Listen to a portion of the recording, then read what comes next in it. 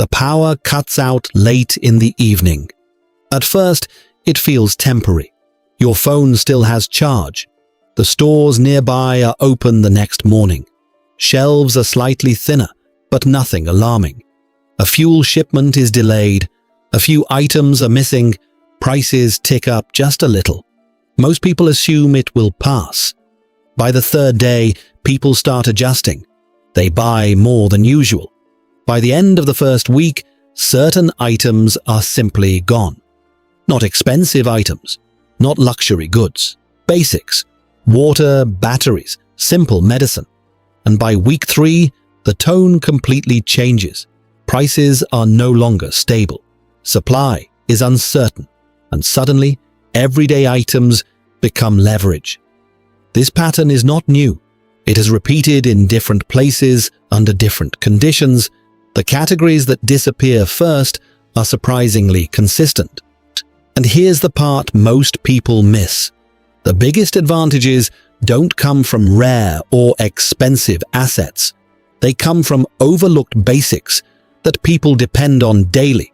Most households prepare for comfort, not duration. And that difference is what separates short-term reaction from long-term positioning. A lot of people assume that if things become unstable, traditional stores of value will carry them through. Gold, expensive gear, high-end equipment. And while those may hold value in theory, they don't solve immediate problems. You can't trade a gold coin for clean water if the person in front of you needs something practical right now. In real disruptions, people trade for utility. They look for solutions to immediate friction. Clean water, light, heat, communication, relief from pain. These are not abstract needs. They are daily pressures that grow stronger over time. And this is where cheaper items start to outperform expensive ones. Not because they are rare, but because they are useful, repeatable, and easy to exchange. You can store them in quantity. You can distribute them in smaller units. You can trade them multiple times instead of relying on one large transaction. Utility becomes currency. That shift changes everything. It means value is no longer about what something is worth on paper. It becomes about how often it solves a problem. So instead of thinking like a consumer, buying things for personal use, there's a more effective approach. Think like a small local supplier. This doesn't mean hoarding. It means positioning.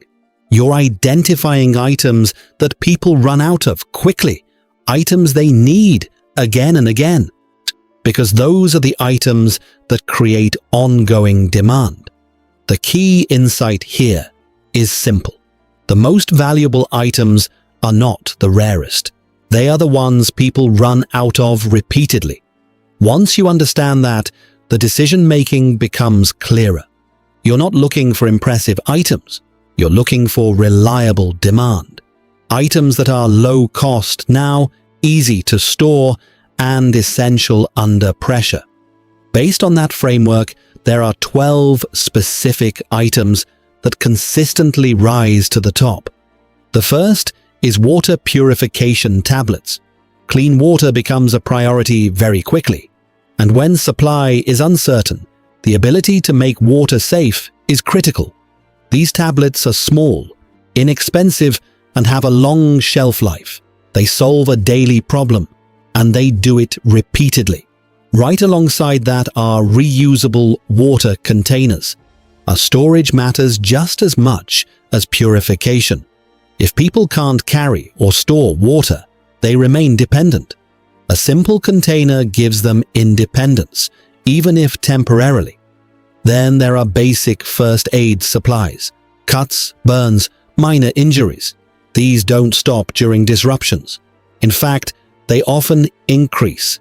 Bandages, antiseptic, simple medical tools become essential because they prevent small problems from becoming serious ones.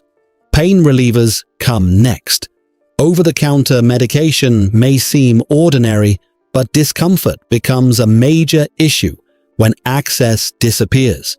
Headaches, muscle pain, fever. These reduce function. Relief becomes valuable very quickly. And then something even simpler: lighters and matches. Fire is one of the oldest survival tools, for cooking, for warmth, for light. When systems fail, the ability to create fire becomes immediate value. And these are items people often underestimate until they need them. Now, once basic survival is covered, demand shifts slightly. People begin to look for comfort and stability. Portable power banks become important because communication doesn't stop. Phones are still used for coordination, information, and connection. A charged device becomes a small but meaningful advantage. Batteries, especially common sizes like AA and AAA, follow the same pattern. They power flashlights, radios, and other small devices. They are easy to store, easy to trade, and always in demand. Durable flashlights themselves become critical. Darkness changes behavior, it limits movement and increases risk. A reliable light source restores a sense of control and safety. Thermal blankets are another item that often gets overlooked. They are lightweight, inexpensive, and extremely effective in retaining body heat. In colder conditions, they can make a significant difference in comfort and survival. As the situation extends further, communication and functionality become more valuable. Hand crank or battery-powered radios provide access to information. Even limited updates can influence decisions. In uncertain conditions, information reduces risk. Multi-tools come into play because they combine several functions into one compact item.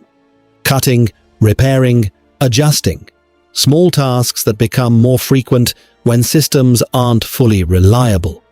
And finally, hygiene supplies. Soap, wipes, toothpaste. These are not just about comfort. They are about health, dignity, and routine. When people can maintain basic hygiene, it stabilizes both physical and mental well-being. These 12 items share a common trait. They solve recurring problems. That's what gives them value over time. But this is also where many people make a mistake. They focus too much on extreme scenarios.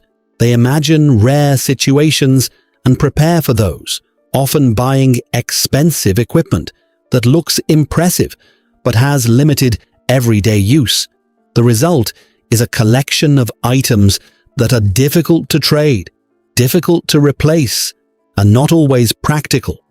Meanwhile, the basic essentials are missing. A more effective approach is balance, affordable items that are practical and in constant demand, not just for you, but for others around you. This is where cost versus value becomes important. When items are inexpensive, you can hold more of them. Instead of relying on a single high-value asset, you have multiple smaller units of trade. That creates flexibility. If one item is needed, you can exchange just that. If demand shifts, you still have other options. It reduces risk and increases adaptability. In unstable conditions, liquidity matters more than rarity. The ability to trade quickly and efficiently becomes more valuable than holding something that is technically worth more but harder to exchange. However, having the right items is only part of the equation. Storage plays a major role. Improper storage can destroy value before you ever use or trade anything. Heat can damage batteries and medicine. Moisture can ruin supplies. Poor organization leads to waste and confusion. There is also a visibility factor. If your entire stock is obvious, you lose leverage. Discretion matters. Smart storage protects not just the items, but your position. As time goes on and disruptions extend beyond a few weeks, something else happens. People stop waiting for things to return to normal. They begin to adapt. Shortages become part of daily life. Behavior changes. And at this stage, consistency becomes valuable. The person who can reliably provide small but essential items gains trust. That trust translates into long-term advantage, not in a dramatic way, but in a steady, practical sense. Small stockpiles start to matter more because they support ongoing needs. It's also important to understand that demand is not the same everywhere. Climate and region influence what people prioritize. In colder environments, heat-related items become critical. In hotter areas, water and cooling take priority. Even within the same category, the specific item that matters most can change. Generic preparation is less effective than localized thinking. When you align your supplies with your environment, their value increases naturally. There's also a psychological factor that is often overlooked. Prepared households don't react the same way. They don't panic because they already have options. Having small, essential items creates a sense of control, and that control allows for better decisions. It reduces stress and improves clarity. That calmness becomes an advantage, not just financially, but mentally. It allows you to think ahead instead of reacting to pressure. At this point, it's worth asking yourself a simple question. What's one item you already keep stocked without thinking about it? Because that item probably follows the same pattern. It solves a recurring problem, and that's exactly what creates value. This entire approach is not about predicting specific events. It's about understanding patterns that repeat under pressure. Small, practical decisions made ahead of time compound over time. They don't seem significant at first, but when conditions change, their impact becomes clear very quickly. Preparation is not panic, it is positioning. And in uncertain situations, positioning determines outcomes more than reaction. Preparation removes uncertainty.